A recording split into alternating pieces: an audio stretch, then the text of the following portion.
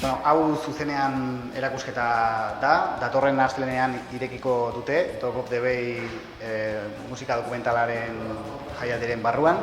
Guztira 40 argazki daude, guztiak kontzertuan, hainbat kontzertutan ateratakoak. Musikari anitzak daude, batzuk donostiarrak, beste batzuk espainiakoak, nazioartekoak.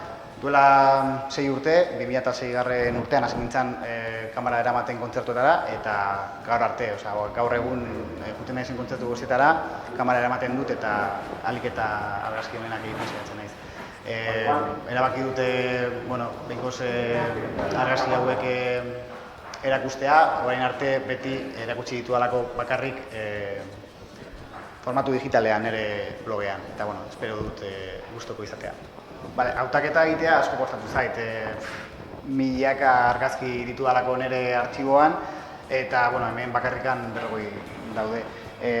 Hau gustatzen zait, ez musikaria bera, Cindy Lauper da, baina eman zuen kontzertua ikaragarria izan zen, Kristoren txaparrada bota zuen, eta hor ikusten da publikoa dagoela zirakin, eta da momentu polit bat, eta ustekabean gertatutakoa, zen bera estenatokian zegoen, eta jaitsi egin zen, publikoan artean nahastu zen, eta ni hor gertu nengoen, eta kasualitateak nahi izan zuen argazki nire ustez polit bat ateratzen, eta hori da, adi egon behar duzu kontzertuetan, zer gertatzen den ikusteko eta argazkia egiteko. Bai olako argazki batean, bai musikari batek salto handi bat egiten duenean.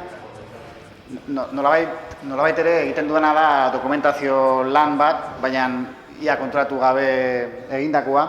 Eta gustatzen zait pentsatzea nire argazkiak nola sartuko diren, ezta?